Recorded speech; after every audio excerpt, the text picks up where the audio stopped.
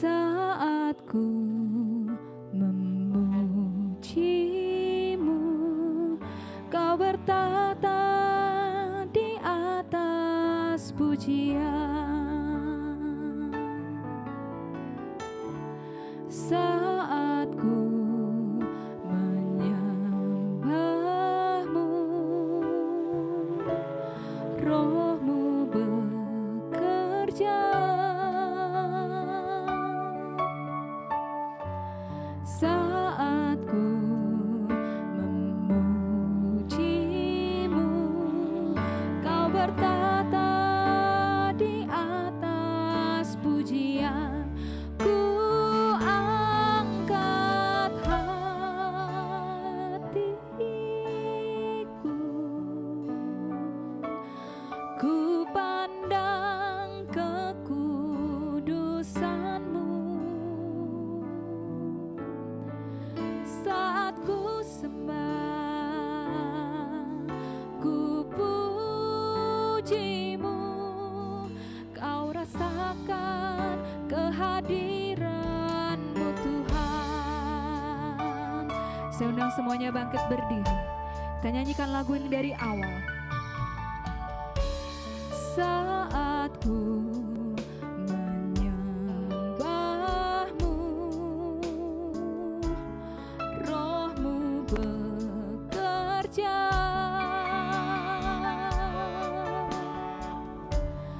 Saat ku memujimu, Kau bertahta di atas pujian. Ku angkat hatiku, ku pandang kekudusan-Mu. Saat ku sembah, ku pujimu, ku rasakan kehadiran-Mu Tuhan. Ku angkat hatiku, ku pandang kekudusan-Mu. Saat ku sembah, ku pujimu, ku rasakan kehadiran-Mu Tuhan. Ku angkat hatiku,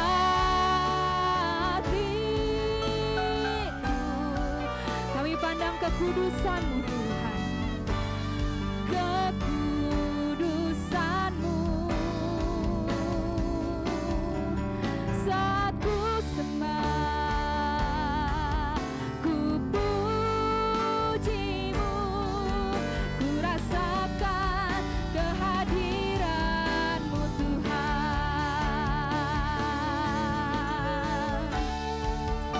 Kami angkat hati kami Tuhan, kami puji dan sembah Engkau Raja di atas segala raja. Haleluya.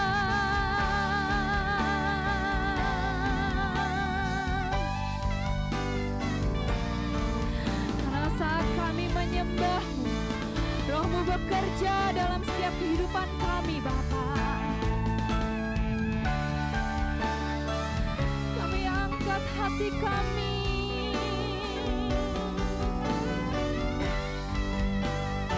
pujian dan syukur kami naikkan kehadirat-Mu Bapa.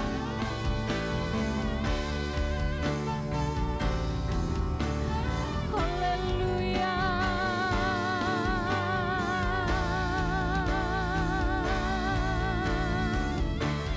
Ku angkat hatiku,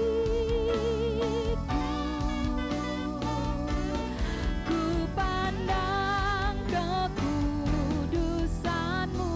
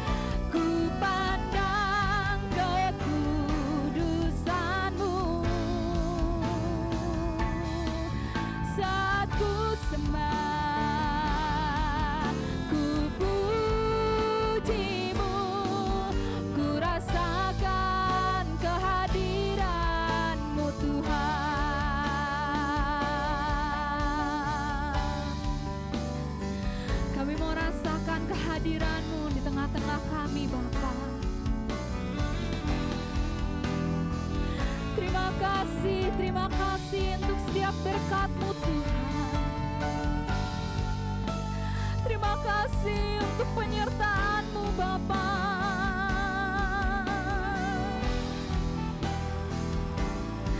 Hanya ucapan syukur yang dapat kami naikkan kepadamu Tuhan. Terima kasih Bapa.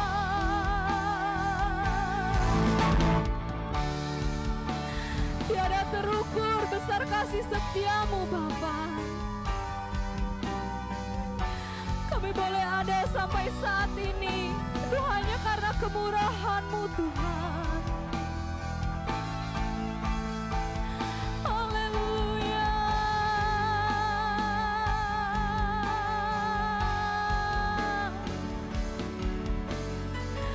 Glory bagi nama-Mu.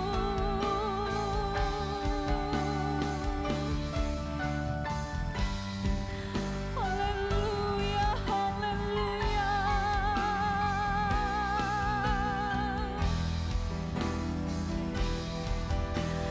Glory, glory bagi nama-Mu Tuhan.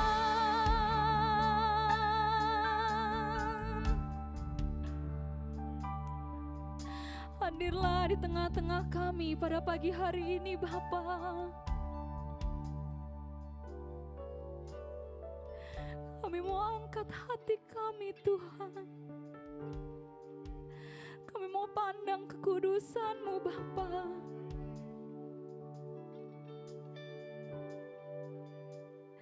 Kami mau sujud di bawah kaki-Mu Tuhan.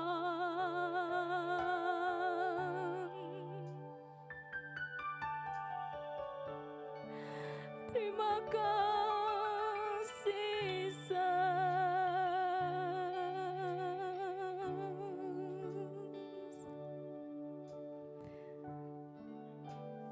Haleluya, haleluya. Ku angkat hatiku,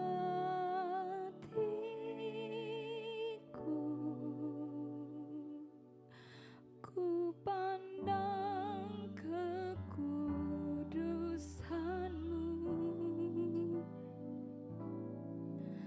Saat ku sembah, ku puji-Mu, ku rasakan kehadiran-Mu Tuhan. Ku angkat hatiku,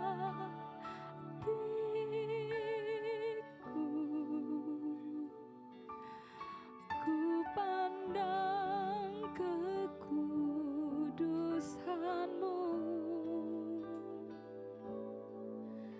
Saat ku sembah, ku puji-Mu, ku rasakan kehadiran-Mu Tuhan. Ku angkat hatiku,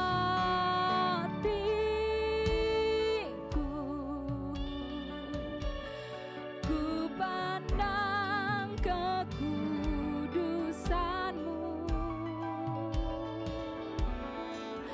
Saat ku sembah, ku puji-Mu, ku rasakan kehadiran-Mu Tuhan. Ku angkat hatiku,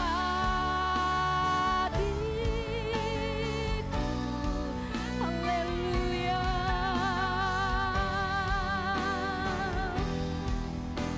Kami pandang kekudusan-Mu Tuhan.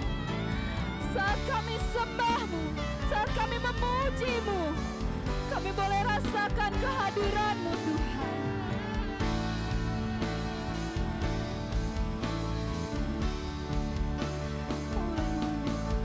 Saat ku sembah,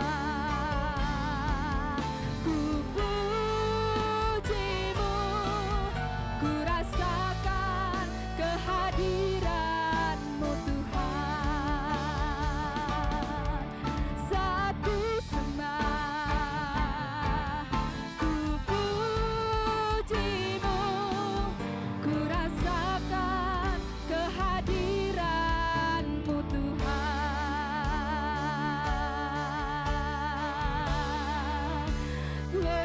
bagi namamu. Engkau kudus, kudus, kuduslah Tuhan. Haleluya.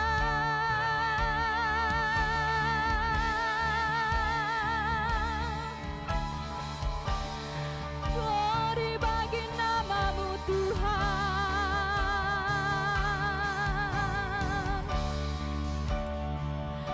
Haleluya, haleluya.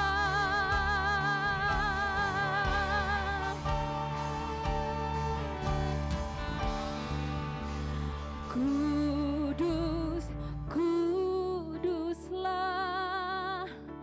kuduslah Tuhan, Allah semesta alam. Kudus, kuduslah, kuduslah Tuhan, surga bumi menyembah. Kudus, kuduslah,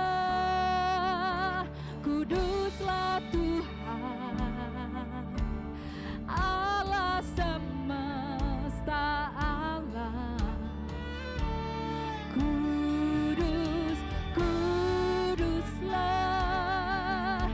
kuduslah Tuhan, surga bumi menyembah. Kudus, kuduslah, kuduslah Tuhan,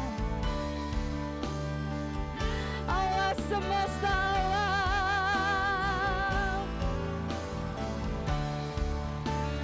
Kudus, kuduslah, kuduslah Tuhan, surga bumi menyembah. Kudus, kuduslah, kuduslah Tuhan, Allah semesta alam. Kudus, kuduslah, kuduslah Tuhan, surga bumi menyembah. Surga bumi menyembah. Surga bumi menyembahmu. Haleluya. Kau kudus, kudus, kudus Tuhan. Kami siap bersatu hati memuji, membesarkan namamu Tuhan. Kau hadir di tengah ibadah kami pada pagi hari ini Bapa. Lawat setiap kami yang hadir Bapa. Haleluya, haleluya. Pujian dan syukur kami naikkan ke hadirat-Mu Tuhan. Biarlah ini menjadi dupa yang harum, biarlah ini menyenangkan hati-Mu saja Bapa. Kami mulai ibadah kami pada pagi hari ini Tuhan, hanya di dalam nama Tuhan Yesus Kristus. Haleluya, amin. Silakan duduk kembali Bapak Ibu Saudara sekalian. Siap untuk bersuka di dalam Tuhan Bapak Ibu Saudara sekalian. Karena hari ini adalah hari yang telah dijadikan Tuhan. Mari bersama-sama kita bersuka, memuji, memuliakan nama Tuhan.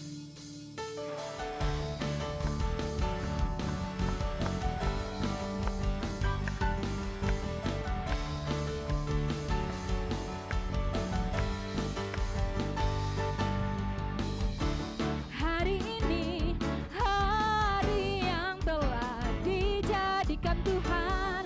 Mari kita bersuka.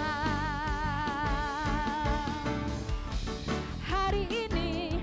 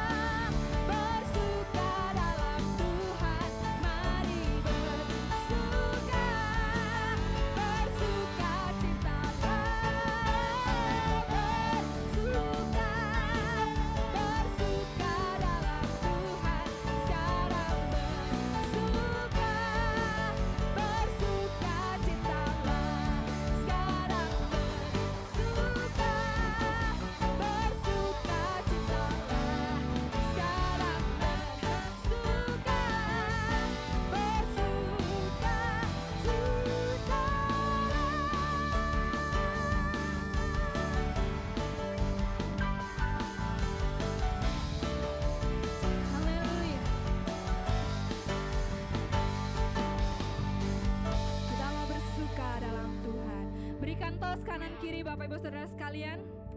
Bila roh Allah ada di dalam kita, kita akan menari seperti Daud menari. Siap menari bagi Tuhan?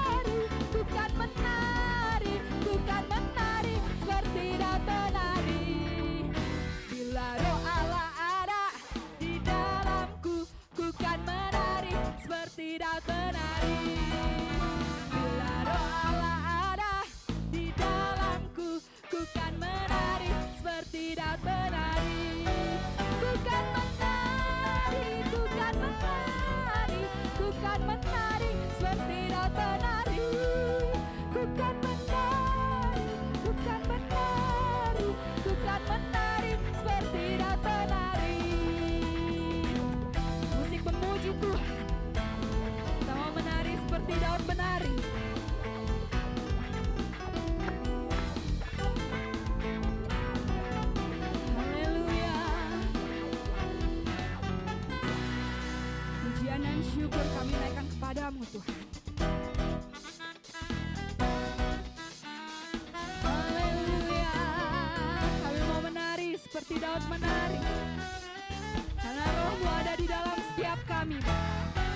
Ku kan menari, ku kan menari, ku kan menari seperti Daud menari. Ku kan menari, ku kan menari, ku kan menari seperti Daud menari. Ku kan menari seperti Daud menari. Ku kan menari seperti Daud menari. Kami mau terima janji Allah, karena inilah saat yang dinanti. Ku terima janji Allah bagi kaum Yehuda, umat yang berdoa, memuji dan menyembah. Inilah saat yang dinanti, firman Allah telah digenapi. Kulihat benua yang terjadi,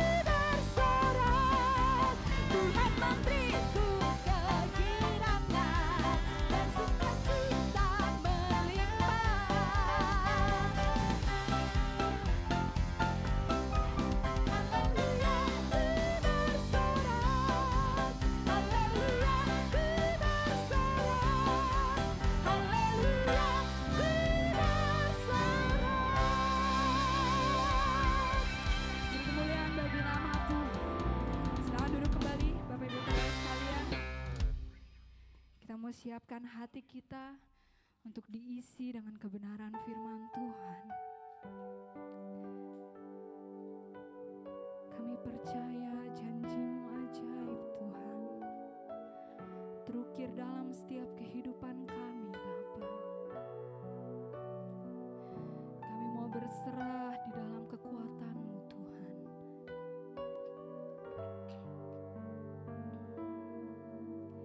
Sungguh besar setia-Mu, Kau nyatakan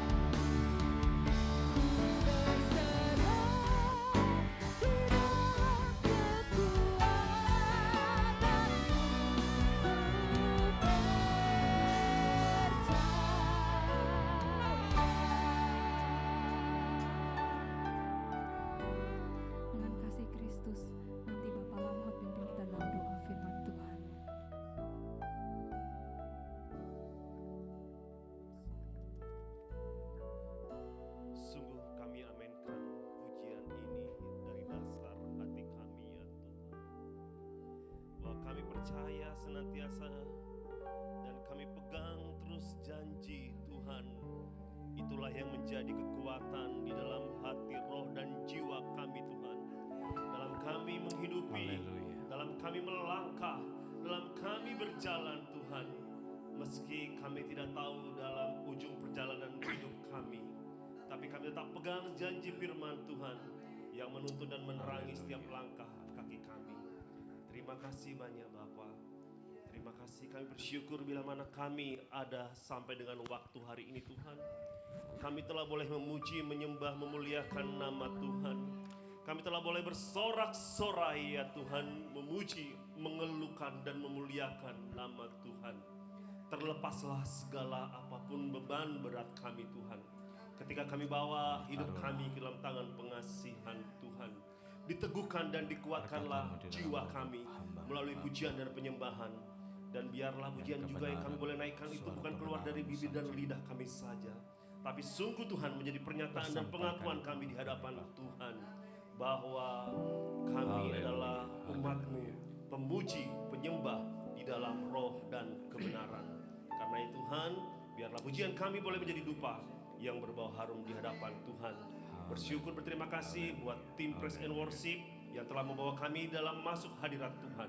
Sebentar kami akan boleh siap untuk menerima berkat-Mu Tuhan. Kami telah boleh dipersiapkan hati kami, pikiran kami. Karenanya Tuhan, ambil alih dan kendali hati kami saat ini. Segala roh-roh mau yang coba membelenggu hati kami, mengeraskan jiwa kami, dan juga menutup hati dan pikiran kami Tuhan. Kami berdoa dalam nama Yesus, Roh Kudus yang boleh menuntun dan memimpin kami. Dan terlebih hamba-Mu saat ini, Bapak Gembala kami, yang akan menyampaikan isi hati Tuhan kepada kami semua yang hadir pada saat ini, baik anak-anak, pemuda, remaja, dewasa, orang tua. Biarlah dengan kuat kuasa-Mu, Engkau sepenuhnya yang berkuasa atas hamba-Mu pada saat ini. Setiap perkataan demi perkataan yang keluar dan dari bibir dan lidah hamba-Mu, biarlah Engkau saja yang menaruh kuasa di dalamnya. Terima kasih Tuhan, kami mau sambut kebenaran firman-Mu dengan penuh ucapan syukur, penuh sukacita, bahagia. Dalam nama Yesus kami telah boleh mengucapkan syukur kami kepadamu, demi dan di dalam nama Putra-Mu yang kudus. Terpujilah nama Tuhan, sekarang esok sampai dengan selama-lamanya. Haleluya. Amin. Amin. Puji Tuhan, saudara sekalian. Silakan duduk.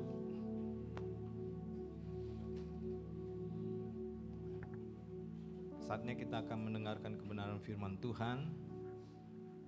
Yuk kita fokus setengah jam sampai 45 menit untuk kita menyimak apa pesan Tuhan untuk kita pada pagi hari ini. Slide-nya mana?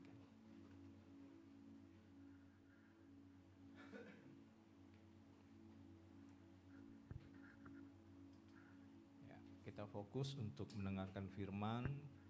Tolong gunakan handphone, gadget kita hanya untuk kepentingan konfirmasi ayat firman Tuhan. Nah, saudaraku sekalian, hari ini saya ajak kita merenungkan satu peristiwa yang sangat dramatis, ya, sangat menyayat hati, tapi juga penuh kuasa mengubahkan seseorang. Kita mau buka Alkitab kita di dalam, buka Ken, di dalam Lukas pasal 22 ayat 61 sampai 62 berkata begini. Lalu berpalinglah Tuhan memandang Petrus, maka teringatlah Petrus bahwa Tuhan telah berkata kepadanya, sebelum ayam berkokok pada hari ini, engkau telah 3 kali menyangkal aku. Lalu ia pergi keluar dan menangis dengan sedihnya. Nah, saudaraku sekalian, tema firman Tuhan yang saya angkat pagi hari ini adalah saat Tuhan menatap engkau. Coba kita bayangkan situasi yang terjadi pada saat itu, saudaraku, di mana malam di halaman, pelataran halaman imam besar, Yesus sudah tertangkap, Yesus ditangkap, Yesus dipukul Yesus disesah, Yesus dianiaya, Yesus ditampar mukanya. Dan di situ ada berdiri seorang murid yang bernama Petrus. Ya, yang baru saja beberapa jam sebelumnya dia berkata kepada Tuhan Yesus, berkata begini, "Tuhan, aku rela masuk penjara, bahkan mati bersamamu." Petrus adalah seorang murid Yesus yang vokal, yang dominan, yang lebih cepat bertindak daripada berpikir. Tapi ketika malam Yesus ditangkap, dia hanya mengikuti Yesus dari jauh. Bahkan waktu dalam perjalanan dia memperhatikan kondisi Yesus. Dia diperhadapkan dengan seorang budak perempuan, pelayan perempuan. Dia katakan, bukankah orang ini juga bersama dengan dia yang ditangkap? Baru beberapa jam sebelum Yesus ditangkap, dia berkata, "Tuhan, aku rela masuk penjara dan bahkan mati bersamamu." Tapi faktanya kita lihat, hanya oleh seorang pelayan wanita, dia langsung berkata, "Aku tidak mengenal dia."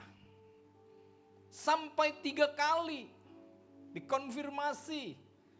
Ada lagi seorang yang lain mengatakan, "Bukankah dia juga bersama-sama dengan orang yang ditangkap tersebut?" Dia katakan, "Aku tidak mengenal dia."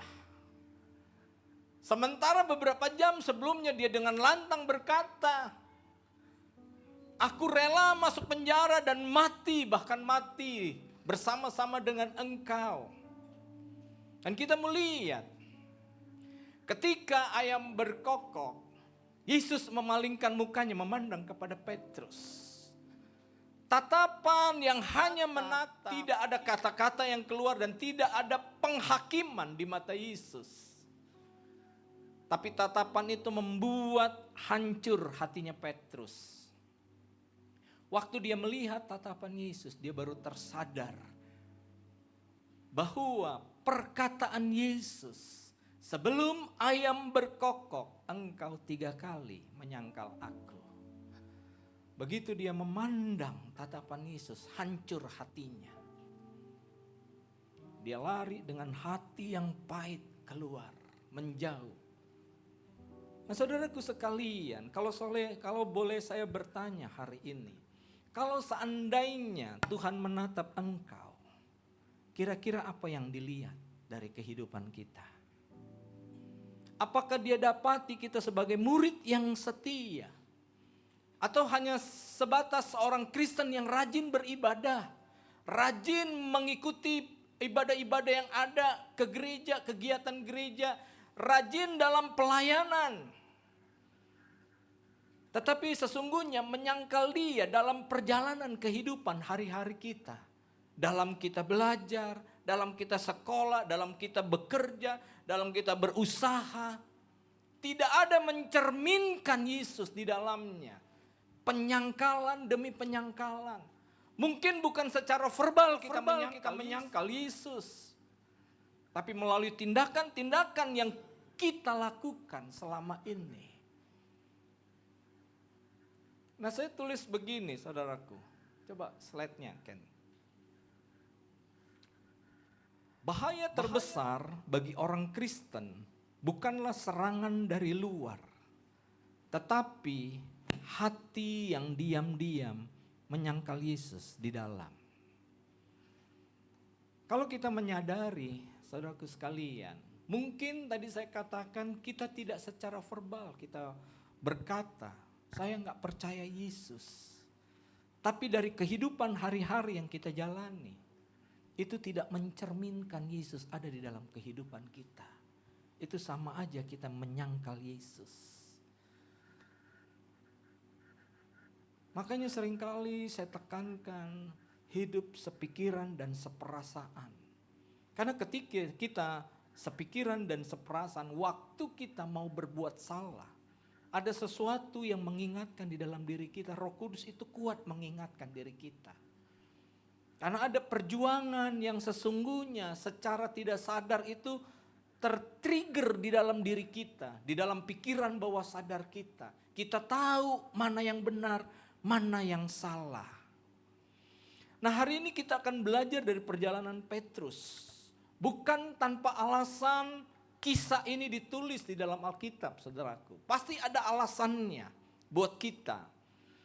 Kenapa? Karena kita semua juga bisa menjadi seperti Petrus. Bisa kita semua. Kita sepertinya nampak gagah dalam penampilan. Di mulut kita gagah menyuarakan Yesus itu Tuhan. Tapi sesungguhnya rapuh di dalam batinia kita. Terlampau gampang sebenarnya kita itu menyangkali Dia. Kenapa? Karena kita bisa aja menyangkali Yesus kapanpun. Kondisi mungkin yang berbeda. Yang dihadapi gereja mula-mula dengan kondisi kita sekarang. Gereja mula-mula memang diperhadapkan dengan aniaya, penderitaan. Harus rela kehilangan keluarga. Makanya kalau nggak salah renungan tadi pagi atau kemarin mengatakan, kalau kita lebih mengasihi keluarga, kita tidak layak di hadapan Tuhan. Bukan berarti kita harus membenci keluarga, tidak, saudaraku. Tapi waktu kita mengutamakan Yesus, mengutamakan Tuhan di atas segala-galanya, yakinlah. Waktu kita mengasihi orang-orang yang kita kasihi, itu kasihnya secara proporsional yang benar. Tidak mungkin waktu kita benar-benar mengasihi Tuhan dengan benar, kita membuat diskriminasi, kita seolah-olah tidak sepenuh hati kita mengasihi orang-orang yang kita kasih, tidak mungkin. Tapi selama ini proses perjalanan yang kita jalani, tidak seperti itu. Kita lebih mengasihi seseorang, materi yang kita kasih dibanding kita mengasihi Tuhan. Nah, tadi saya bertanya, kalau hari ini seandainya Tuhan menatap kita, kira-kira apa yang Dia lihat dari kehidupan kita, saudaraku? Nah, tapi ada kabar baik, tatapan Yesus bukan hanya membongkar dosa, tapi juga memulihkan. Waktu kita perhatikan, waktu Yesus menatap, tadi saya katakan tidak ada kata-kata penghakiman. Hanya sebuah pandangan tajam. Tapi itu membuat hati Petrus luluh, hancur. Karena ternyata 3,5 tahun perjalanan kehidupan dia bersama Yesus tidak membuat dia itu mempunyai kesetiaan yang luar biasa. Ternyata memang bicara mengenai integritas dan kesetiaan dari dulu itu selalu bermasalah. Sulit ditemui. Nah, tatapan yang sama juga bisa mengubah kita dari penyangkal menjadi martir. Dari seorang yang pengecut bisa menjadi pahlawan iman. Kita pun bisa seperti itu. Nah, tatapan Yesus itu bisa menghancurkan dosa, tetapi juga bisa membangkitkan jiwa kita, saudaraku. Kita mau lihat ada 4 poin yang ingin saya bagikan pada pagi hari ini. Yang pertama adalah Petrus adalah seorang yang gagah, tapi rapuh. Petrus itu adalah seorang nelayan dari Galilea, saudaraku, yang besar dari lingkungan itu yang membentuk dirinya. Seorang yang keras, yang vokal. Petrus juga yang keluar dulu berjalan di atas air. Orang yang sama juga yang memotong hamba daripada imam besar, pelayan. Telinganya Malkus. Waktu Yesus hendak ditangkap di Taman Getsemani, Petrus juga. Nah, kita mau lihat, dan ketika Yesus berkata bahwa semua murid akan tergoncang imannya, dan meninggalkan dia. Kita bisa baca di dalam Matius 26 ayat 33 sampai 35. Dia berkata begini, Petrus menjawabnya, biarpun mereka semua tergoncang imannya karena engkau, aku sekali-kali tidak.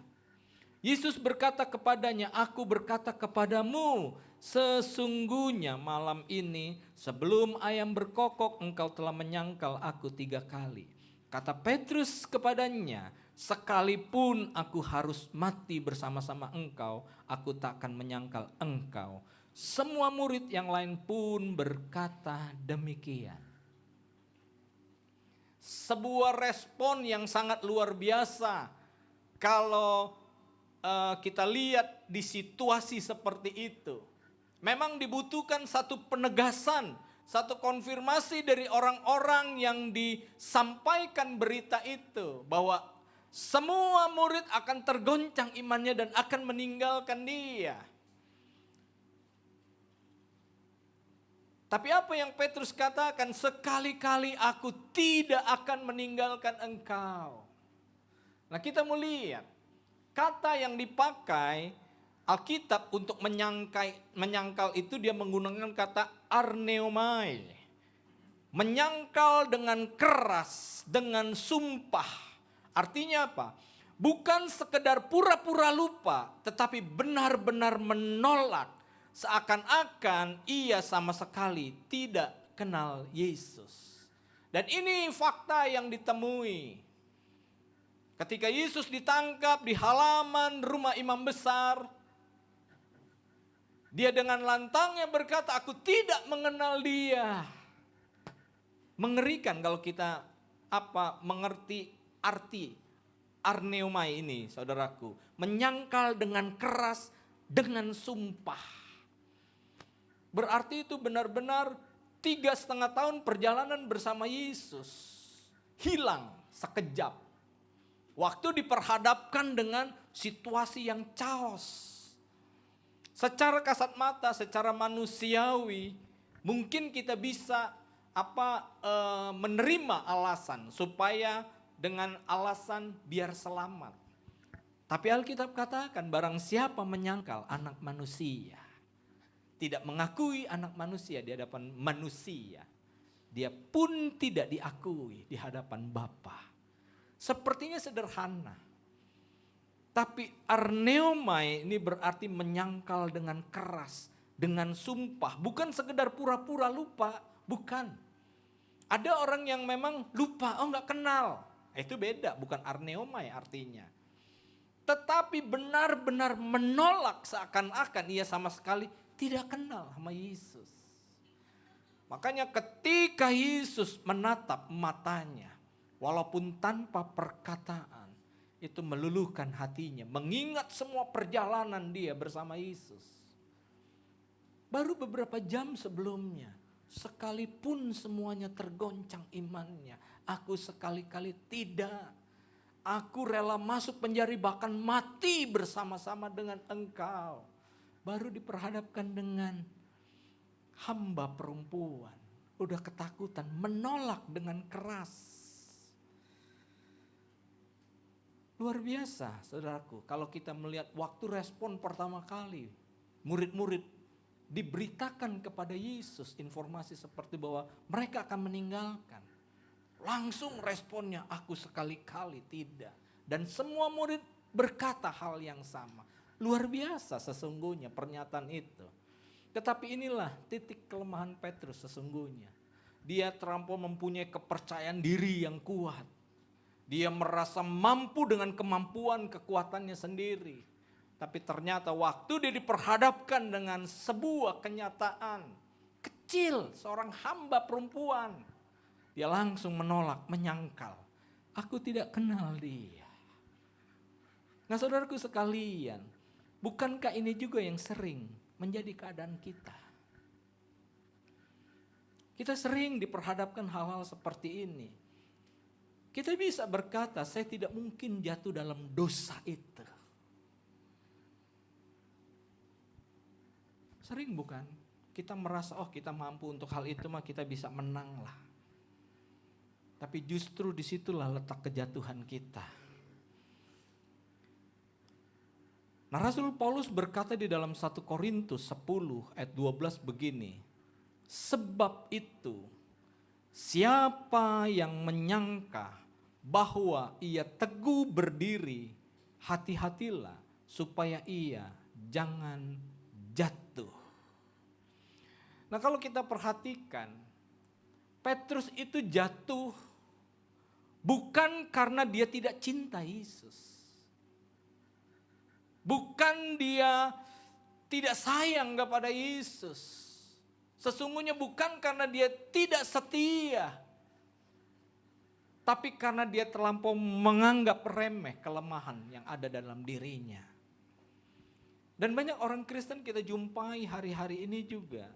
Jatuh dalam dosa itu bukan karena dia tidak tahu, dia tidak kenal firman. Bukan.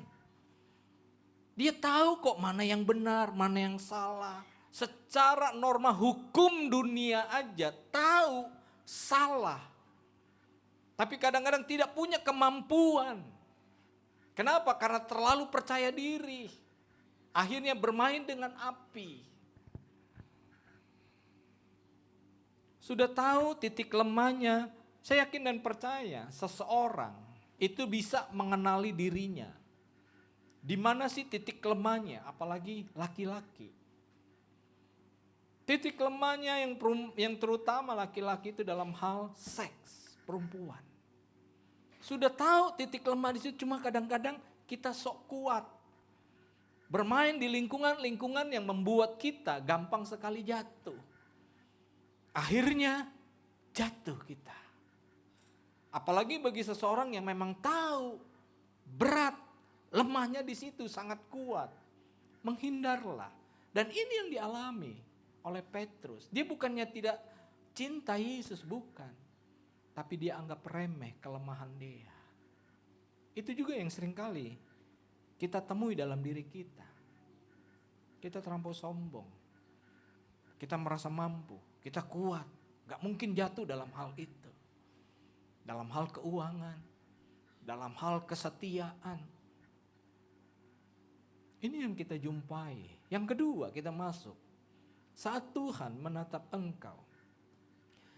Nah, kalau saya lupa bacakan ya itu tadi quotes-nya. Keangkuhan rohani adalah jalan tercepat menuju kejatuhan. Yang kedua, saat Tuhan menatap engkau. Dan inilah momen yang paling menakutkan. Ya, sekaligus penuh kasih. Di dalam Lukas 22 ayat 61 itu, lalu berpalinglah Tuhan menatap Petrus. Yesus baru saja dipukuli, dipermalukan. Tapi di tengah penderitaan yang sedang dia alami, tidak keluar perkataan kekecewaan. Kenapa? Karena Yesus tahu apa yang akan terjadi di dalam kehidupan Petrus. Dia tahu apa yang terjadi kemudian hari. Tatapan yang gak butuh perkataan verbal keluar dari mulutnya. Tapi tatapan yang tajam itu memandang Petrus. Itu mampu masuk merenggut di dalam hatinya Petrus, membuat dia tersadar. Akhirnya dia keluar, lari keluar. Hancur hatinya. Ia keluar, lari, hancur. Nah, tatapan yang sama hari itu masih berlaku buat kita, saudaraku. Kadang-kadang kita merasa tatapan mata Tuhan itu mungkin datang ketika kita mendengarkan firman. Kita dibawa pada satu peristiwa ketika kita secara sadar menyadari kita berbuat sesuatu yang menyakiti hati Tuhan. Kita dibawa, atau kadang-kadang kita diingatkan oleh yang namanya rema. Firman yang kita dengar secara audible itu rema. Kita diingatkan di dalam hati kita. Atau firman itu mengingatkan kita di dalam hati kita. Pada situasi-situasi peristiwa yang membuat kita sepertinya jauh dari Tuhan, yang membuat kita sepertinya melukai hati Tuhan. Atau kita diperhadapkan kepada satu peristiwa yang membuat kita itu merasa, waduh, kita benar-benar berdosa di hadapan Tuhan. Kadang-kadang kan kita jujur, saudaraku, saya pun sering mengalami kalau seandainya doa itu sepertinya kesannya buru-buru, biasa setengah jam, 45, 1 jam, 45 menit. Tapi karena buru-buru cuma 5-10 menit selesai. Nah tiba-tiba dalam perjalanan seharian itu ada sesuatu peristiwa yang sepertinya gak mengenakan. Kadang-kadang diingatkan tuh tadi karena doa. Buru-buru. Apalagi kalau tidak berdoa. Mudah diingatkan. Cuma kan kadang-kadang kita mengeraskan hati dengan tatapan Tuhan seperti itu. Dan kita sendiri bisa menilai bagaimana diri kita. Apakah Roh Kudus pernah berkata, menatap engkau dengan perkataan di dalam diri kita? Coba kita bayangkan, saudaraku, mungkin kita pernah diperhadapkan dengan situasi seperti itu. Cuma kan tergantung respon kita. Kalau kita yang memang mengeraskan hati, itu yang mengerikan, saudaraku. Sampai satu titik yang dulu saya sering katakan, kita sampai satu titik tidak bisa lagi berbalik. Karena kita sudah terlalu dalam berbuat dosa. Sepertinya kita tidak mampu lagi ada kemampuan untuk berbalik. Nah ketika Tuhan menatap kita, bagaimana respon kita?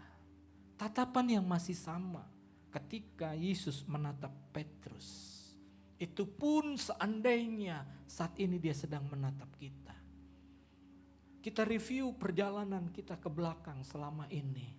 Apa yang sudah kita kerjakan, apa yang sudah kita lakukan. Apakah selama ini kita hanya sibuk dengan kegiatan kita sebagai manusia yang bertanggung jawab, mencari uang, bekerja, menghidupi keluarga.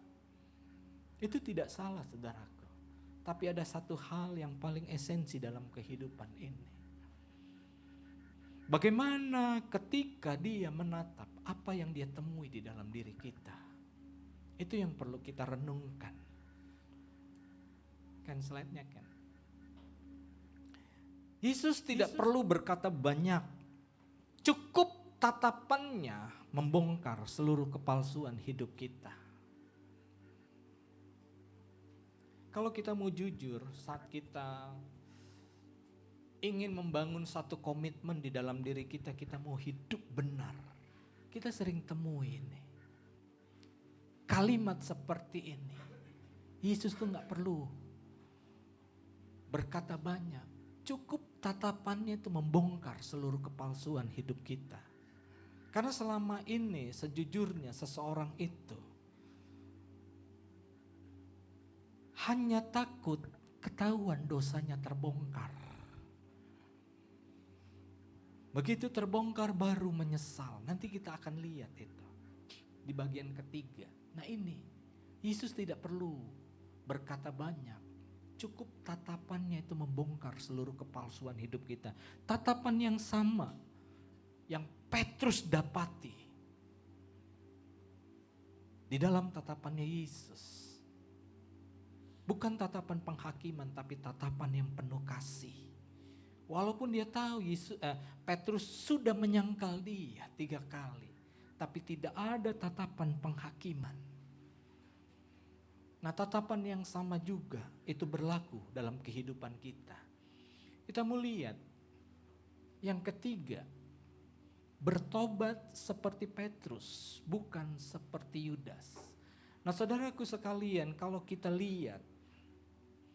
Petrus itu bukan satu-satunya murid yang jatuh, yang berbuat dosa, bukan.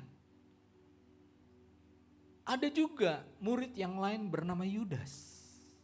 Tapi yang membedakan adalah ketika Petrus berbuat dosa, dia berbalik bertobat.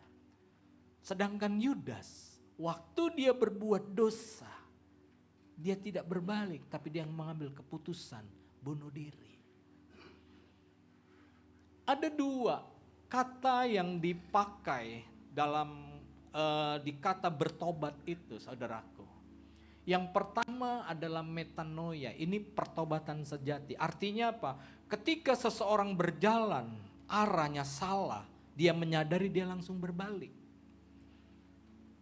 Itu metanoia. Ketika seseorang tahu dia berbuat salah dan dia menyadari ini menyakiti hati Tuhan. Waktu dia berbuat sesungguhnya, waktu dia melakukan kesalahan itu adalah dia tahu dia menyakiti hati Tuhan, dia berbalik. Karena apa? Yang dia sadari, dia ingin bertobat karena dia tahu hati Tuhan terluka. Penyesalan yang mendalam, yang membuat perubahan arah hidup, berbalik kepada Allah. Berbeda dengan metamelomai, hanya sebatas penyesalan karena bersalah akibat. Karena tahu akibat kesalahannya diketahui, menyesal. Itu metamelomai, saudaraku. Tapi tidak pernah mau berubah. Diulang lagi, metamelomai. Berbeda dengan artinya dengan metanoia. Dia tahu salah, begitu dia tahu dia melakukan hal yang salah dan ini menyakiti hati Tuhan, dia hancur hatinya. Sama seperti Petrus, berbeda dengan Yudas. Yudas melakukan kesalahan, dia tahu dia salah. Tapi dia tidak berbalik karena dia tidak merasa itu menyakiti hati Tuhannya. Dan hal yang sama juga yang sering kita alami, banyak dari kita menyesal. Karena apa? Karena dosa mereka ketahuan. Ya, tetapi tidak pernah sungguh-sungguh bertobat. Mungkin menangis karena malu ketahuan. Tapi tidak membuat sesuatu yang berubah di dalam hatinya. Karena apa? Sebatas menyesal. Terlampau mudah, besok ulang lagi. Tapi kalau seseorang tahu sesuatu yang dikerjakan, sesuatu yang dia lakukan itu akan melukai hatinya Tuhan, dan dia menyadari itu, dia akan berbalik. Itu yang namanya metanoia. Nah, banyak juga di antara kita seperti itu. Kita hanya sebatas menyesali, oh iya kita salah. Tapi hanya sebatas itu, besok kita ulangi lagi. Slide-nya kan. Nah, air mata itu tidak menyelamatkan. Tapi pertobatan sejati yang menyelamatkan. Di dalam 2 Korintus 7:10 berkata begini, duka cita menurut kehendak Allah itu menghasilkan pertobatan yang membawa keselamatan. Tetapi duka cita dari dunia menghasilkan kematian. Duka cita sih, waktu kita ketahuan berbuat dosa, oh kita nyesel, duka cita. Tapi kalau tidak ada perubahan, ya, menghasilkan pertobatan yang membawa keselamatan itu akibatnya. Duka cita dari dunia itu menghasilkan kematian. Kematian kekal. Nah ini, air mata itu tidak menyelamatkan. Tapi pertobatan sejati yang menyelamatkan seseorang. Banyak kali kita waktu dosa kita mulai terbongkar, ketahuan. Waduh, menyesalnya, nangis.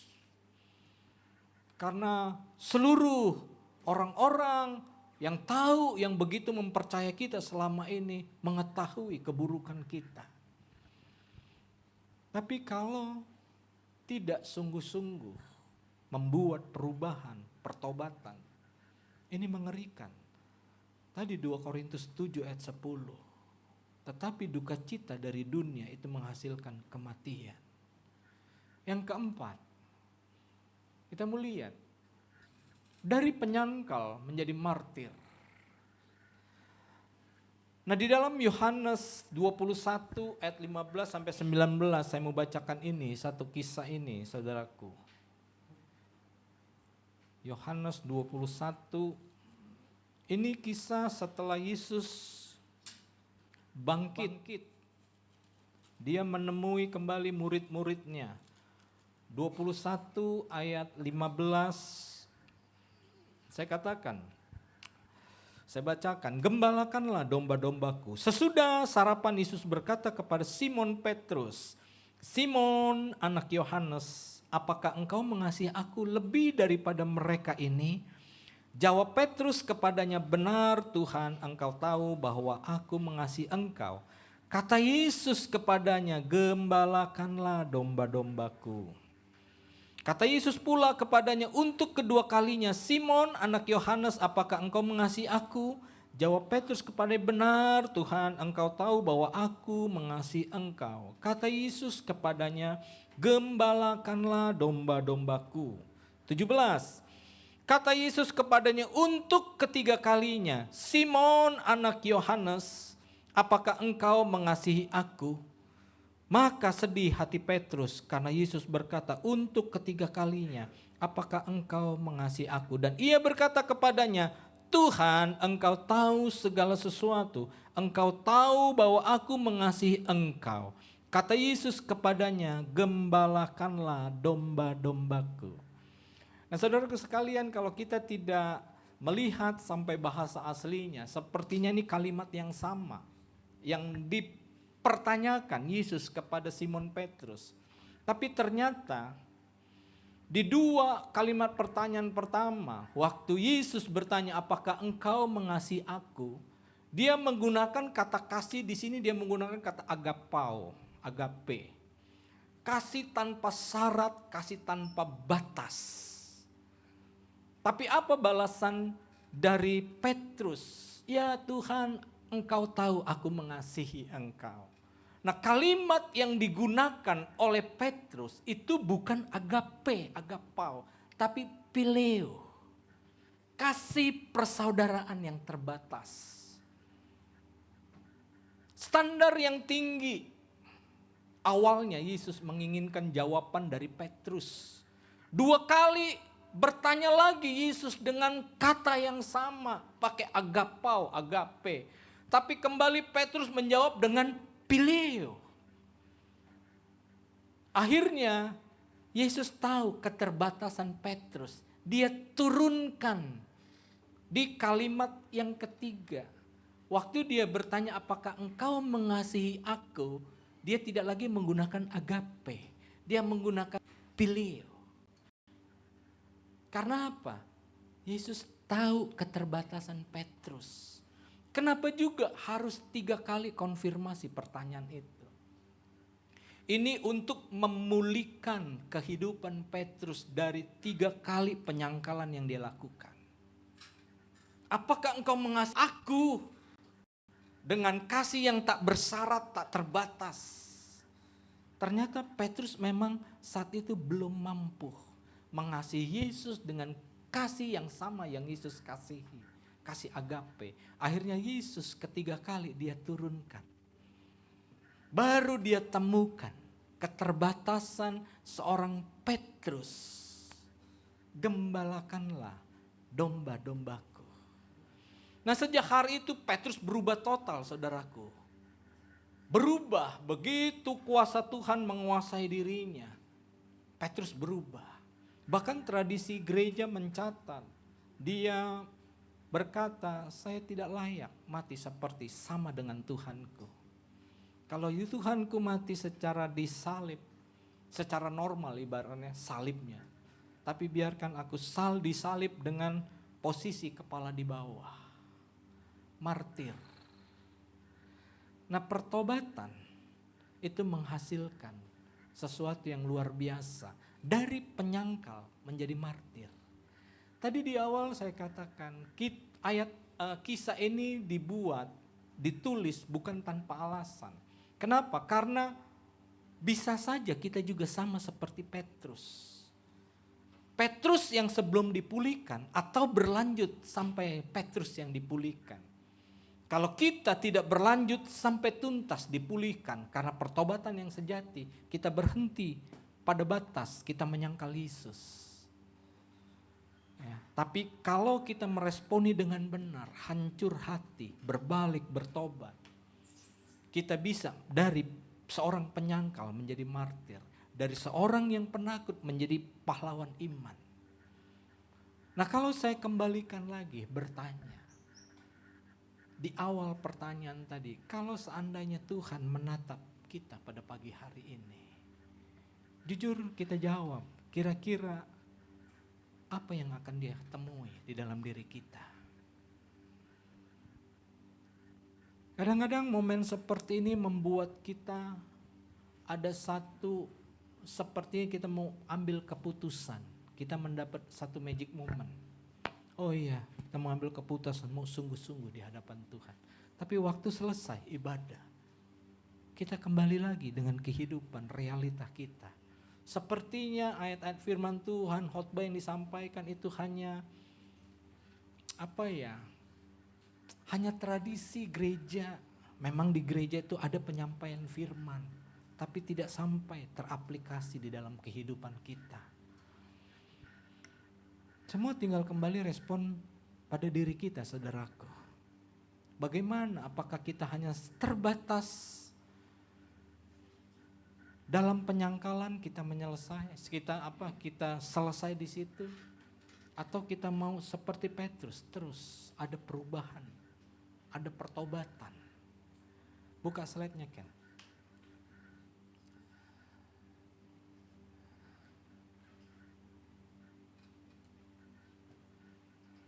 Nah, saudaraku, pertobatan sejati itu mengubah pecundang menjadi pahlawan iman, Petrus. Ibrani 4:13 berkata, segala sesuatu telanjang dan terbuka di depan mata Dia, yang kepadanya kita harus memberi pertanggungan jawab. Tatapan yang sama yang akan kita jumpai pada pagi hari ini. Kira-kira waktu Tuhan menatap kita, ayat ini katakan segala sesuatu itu telanjang. Mungkin selama ini ada dosa-dosa tersembunyi yang kita sembunyikan. Yang orang terdekat kita pun kita tidak tahu, dia tidak tahu. Tapi kalau firman Tuhan datang pada pagi hari ini dalam kehidupanmu, berbaliklah, bertobatlah. Karena kalau tidak, ayat tadi katakan ujungnya membawa kematian. Hari ini Yesus memandangmu, menatapmu. Tatapan itu memanggil, kembalilah, bertobatlah. Aku masih mengasihimu. Sekarang tinggal kembali respon dalam kehidupan kita, bagaimana kita meresponi tatapan dan panggilan Tuhan itu. Saya undang kita semua bangkit berdiri. Haleluya.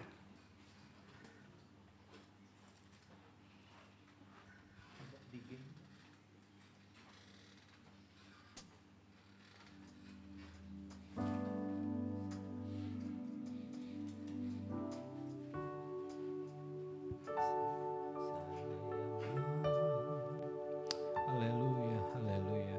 Saya mau iringi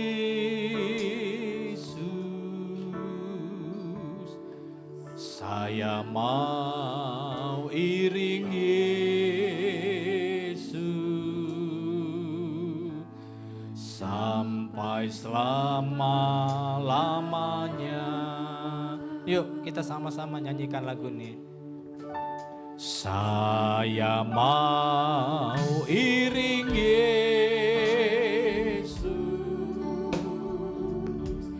saya mau iring Yesus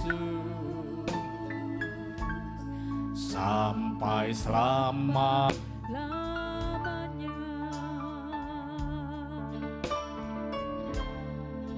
Meskipun saya susah menderita dalam dunia, saya mau iring Yesus sampai selama-lamanya. Yuk sama-sama kita nyanyikan lagu ini. Saya mau iring Yesus. Saudaraku sekalian,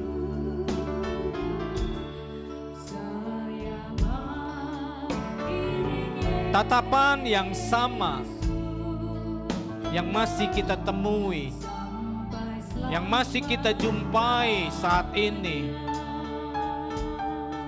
seperti tatapan Yesus kepada Petrus.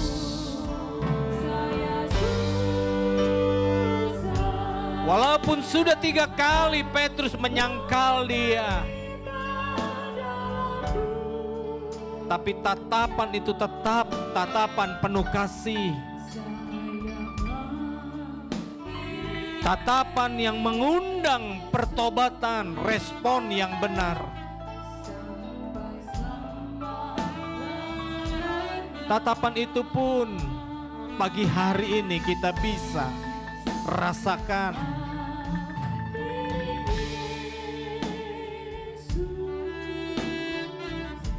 Haleluya.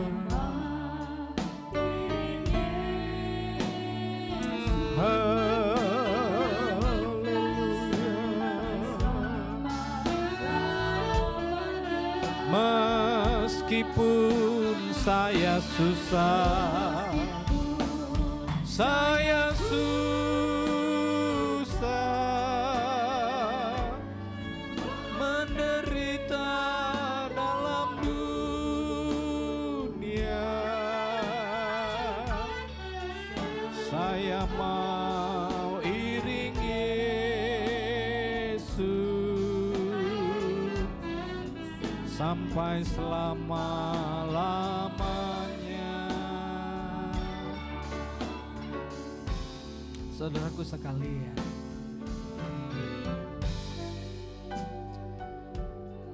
coba kita berdiam sejenak. Kita tunduk di hadapan Tuhan dengan sikap yang hormat. Mungkin selama ini kita tidak secara verbal menyangkal Yesus. Mungkin selama ini kita merasa mulut kita mengakui Yesus sebagai Tuhan dan Juru Selamat. Tapi dalam kegiatan hari-hari kita, apakah kita menyertakan Dia dalam kehidupan kita? Dalam kita bekerja, dalam pergaulan kita,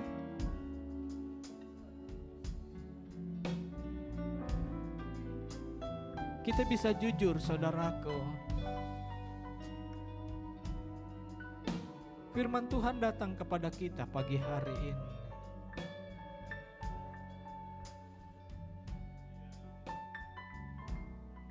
Ketika Tuhan menatap engkau, kita boleh jujur. Kita pejamkan mata kita. Kita fokus sampai kedalaman hati kita. Seandainya tatapan Yesus itu menatap kita pagi hari ini, kira-kira apa yang akan Dia dapati? Apakah Dia akan menemui kita, mendapatkan kita sebagai murid yang setia?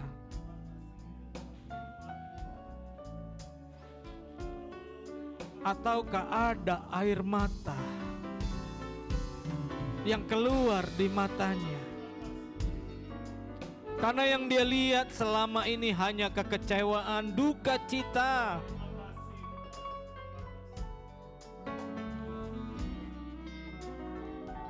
Jangan sampai melalui satu peristiwa besar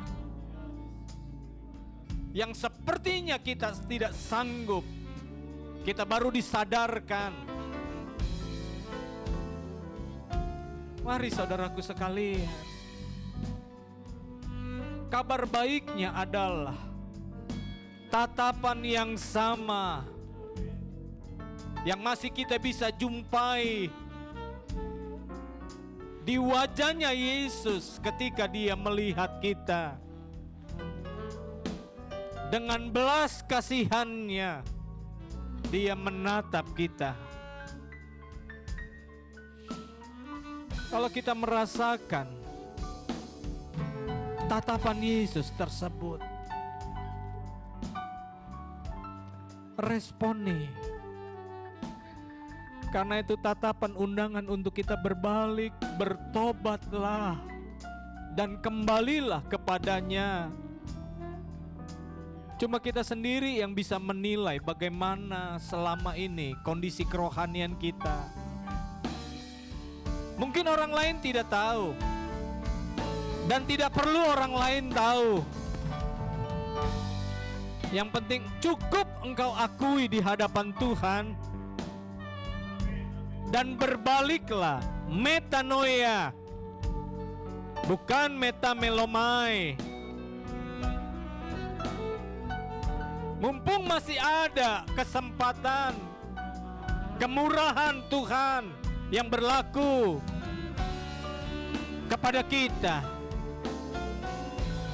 Meskipun saya susah, menderita dalam dunia.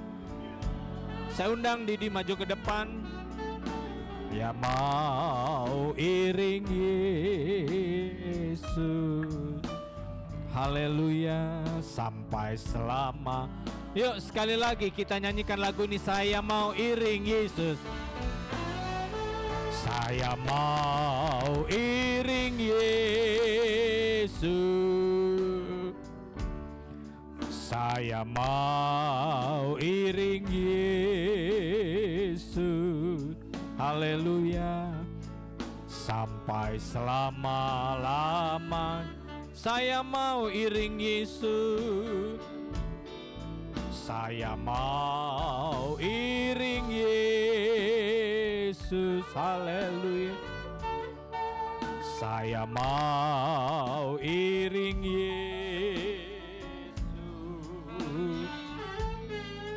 sampai selama-lamanya.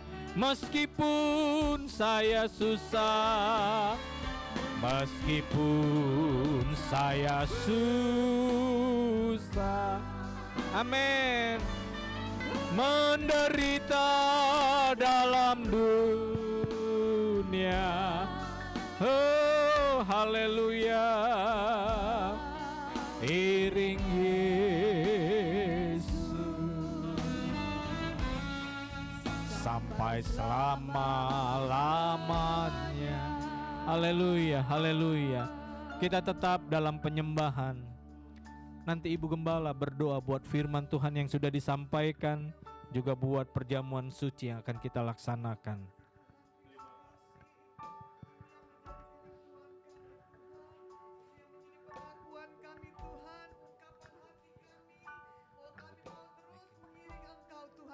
Haleluya, haleluya. Hidup kami Tuhan, meskipun di dalam dunia ini Tuhan, Haleluya. penuh dengan kesusahan Tuhan Yesus, tapi kami percaya bersama dengan Engkau kami dapat melewati itu semua.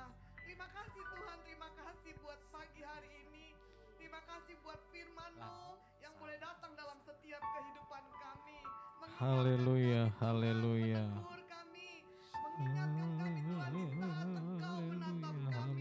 Tuhan, kami mohon, kami mau Engkau melihat dan Engkau tersenyum melalui Amin. kehidupan kami. Haleluya, Kehidupan yang haleluya. benar dan mulia di hadapan-Mu, kehidupan yang berkenan di hadapan-Mu. Amin. Tuhan Yesus, Haleluya. ampuni kalau ada dosa-dosa yang kami perbuat yang tidak berkenan di hadapan-Mu, yang Engkau menyakiti tahu, Engkau, Bapa. Tuhan, yang membuat Engkau berduka, Tuhan Yesus. Kalau mungkin kau jumpai ada hati-hati yang mulai mengeras, Tuhan, berbalik Tuhan, mohon ampun dan kami benar-benar bertobat Tuhan. haleluya, haleluya, haleluya. Terima kasih buat hamba-Mu yang sudah menyampaikan isi hati-Mu buat kami. Terima kasih banyak Bapa. Makin benar di hadapan-Mu dan Engkau disenangkan melalui Iya, ini kerinduan kami Bapa. melihat hidup kami Tuhan, anak-anak-Mu. Haleluya, haleluya. Jamuan asa yang kudus. Mari Bayangkan Bapak. kehidupan kami, Tuhan. Mari. Bayangkan hamba-hamba-Mu yang melayani pada saat pagi. Iya, Bayangkan mari kehidupan Bapak. kami semua, Tuhan Yesus. Saat kami bangun, Haleluya. Tuhan, selalu mengingatkan kami akan Haleluya. di mana Engkau mati buat kami, Tuhan Haleluya, Yesus. haleluya. Oleh sebab itu, Tuhan, bawa hidup kami, Tuhan. Saat kami mengingat pengorbanan-Mu, kami mau terus hidup berjuang, Tuhan, hidup kudus di hadapan-Mu. Terima kasih, Tuhan, kami akan sambut perjamuan asa yang kudus pada saat pagi hari ini. Hanya di dalam nama Tuhan Yesus Kristus yang menjadi kekasih dan juru selamat kami. Haleluya. Amin. Amin. Silakan duduk, saudaraku. Kita tetap fokus hati kita. Haleluya. Salibnya,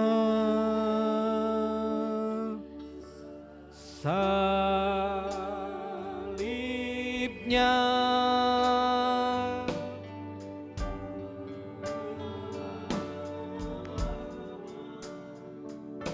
mulia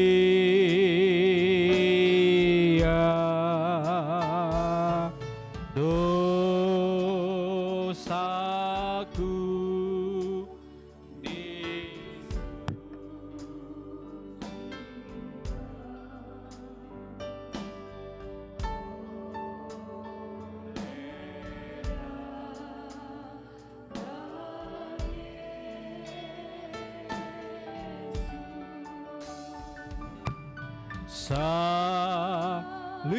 salibnya,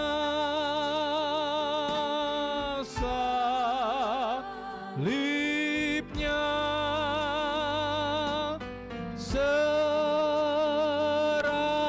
seramat mulia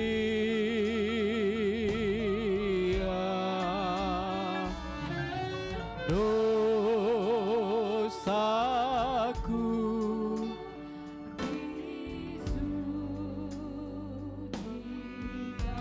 Angkat suaramu untuk nyanyikan lagu ini. Bapak Ibu Saudara sekalian, ini bentuk pengakuan kita di hadapan Tuhan. Salib Yesus mampu memulihkanmu. Haleluya. Haleluya.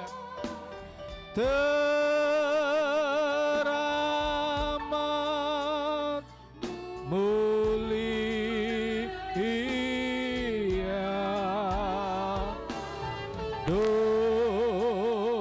dosaku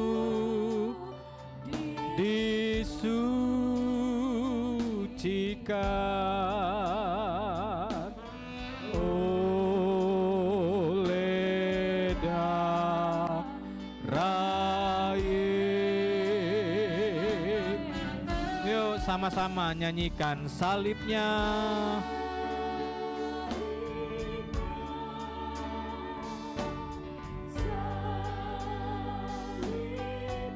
Haleluya, haleluya.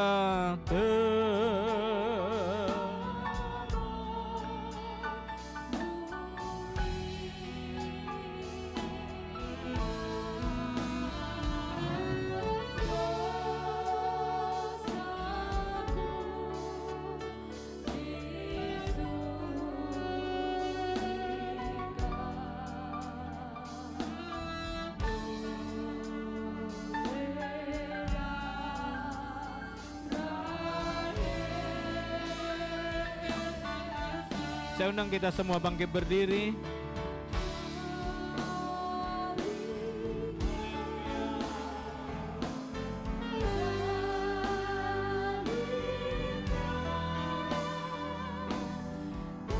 Bapa kami di dalam sorga, sebelum kami menyatu dengan tubuh dan darah-Mu, kiranya Engkau melayakkan kami. Kalau mungkin Kau temui hal-hal yang tidak berkenan dalam hidup kami mohon belas kasihan-Mu. untuk mengampuni kami, untuk melayakkan kami, supaya waktu ketika kami makan dan minum, tubuh dan darah-Mu itu menyatu dengan tubuh kami. Kami boleh merasakan kuasa-Mu mengalir. Kami boleh merasakan Engkau nyata dalam kehidupan kami. Yang mengalami kelemahan tubuh melalui darah-Mu, tubuh dan darah-Mu yang sudah tersalib, mampu memulihkan kami. Mungkin Kau jumpai iman-iman yang sudah lemah. Mari Bapa, ketika kami makan dan minum, biarlah kuasa-Mu itu mengalir nyata dalam kehidupan kami. Haleluya, haleluya. Haleluya. Peganglah roti yang melambangkan tubuh Yesus itu di tangan sebelah kananmu, dan air anggur yang melambangkan darah Yesus di tangan sebelah kirimu. Adakan perdamaian dengan Dia. Lepaskan pengampunan. Bangun komitmen untuk metanoia. Bertobat yang sungguh, berbalik arah. Bukan sekedar metamelomai, sebatas penyesalan semata, bukan. Haleluya, haleluya. Dengarkan perkataan firman. Sebab apa yang telah aku teruskan kepadamu telah aku terima dari Tuhan, yaitu bahwa Tuhan Yesus pada malam waktu Ia diserahkan mengambil roti, dan sesudah itu Ia mengucap syukur atasnya, Ia memecah-mecahkannya dan berkata, inilah tubuhku yang diserahkan bagi kamu, perbuatlah ini menjadi peringatan akan aku. Demikian juga Ia mengambil cawan sesudah makan lalu berkata, cawan ini adalah perjanjian baru yang dimeteraikan oleh darahku. Perbuatlah ini setiap kali kamu meminumnya menjadi peringatan akan aku. Sebab setiap kali kamu makan roti ini dan minum cawan ini, kamu memberitakan kematian Tuhan sampai Ia datang. Mari kita makan dan minum dengan iman di dalam nama Tuhan Yesus Kristus.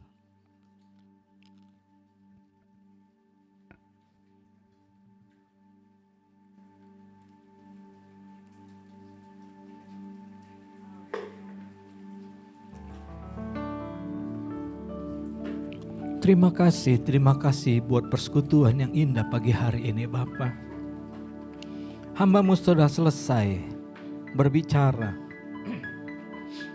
tapi biarlah Roh Kudus-Mu terus bekerja, mengingatkan, menegur, menasehati, membimbing, menghibur jemaat-jemaat-Mu, mendidik jemaat-jemaat-Mu agar memiliki manusia batinia yang semakin cerdas di hadapan-Mu Bapa.